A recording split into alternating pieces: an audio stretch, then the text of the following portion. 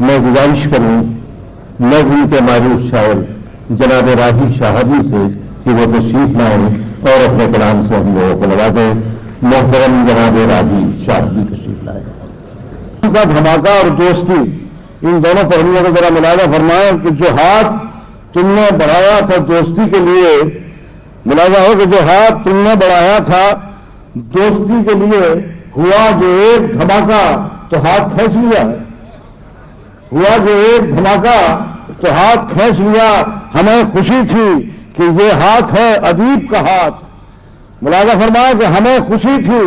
کہ یہ ہاتھ ہے ادیب کا ہاتھ، خطیب شعر و سخن قوم کے نقیب کا ہاتھ، نہ مصلحت ہے نہ کوئی سیاسی چال ہے، یہ خلوص دل کا کرشمہ ہے، یہ کمال ہے، یہ خلوص دل کا کرشمہ ہے، یہ کمال ہے یہ۔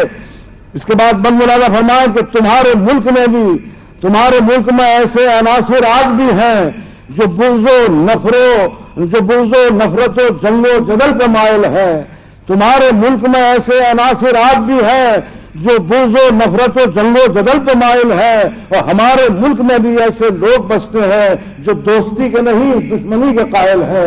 جو دوستی کے نہیں دشمنی کے قائل ہیں، مگر جو اہل قلم اہل فکر و دانش ہیں انہیں عظیم سمندر بنا کے بھیجا ہے، اور انہیں خدا نے فلک سے زمین کی جانب محبتوں کا پیغمبر بنا کے بھیجا ہے۔ اور اب بند ملاحظہ فرمایا کہ ہزاروں توپوں کے گولے فضاؤں میں گرجے مگر وہ کشن کی بنسی کی دھن مٹا نہ سکے، بموں کے لاکھوں دھماکے ہوئے ہیں دنیا میں مگر اذانوں کی آواز کو دبا نہ سکے۔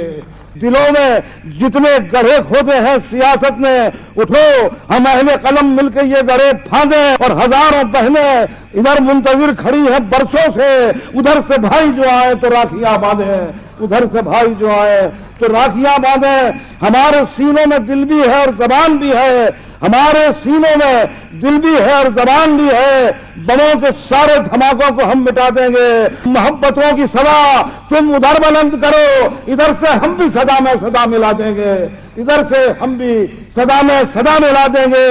جو ہاتھ تم نے بڑھایا تھا دوستی کے لیے، ہوا جو بم کا دھماکہ تو تم نے کھینچ لیا، مگر جو ہم نے بڑھایا ہے دوستی کے لیے، یہ ہاتھ ٹوٹ تو سکتا ہے، کٹ تو سکتا ہے، مگر یہ ہاتھ کبھی پیچھے ہٹ نہیں سکتا۔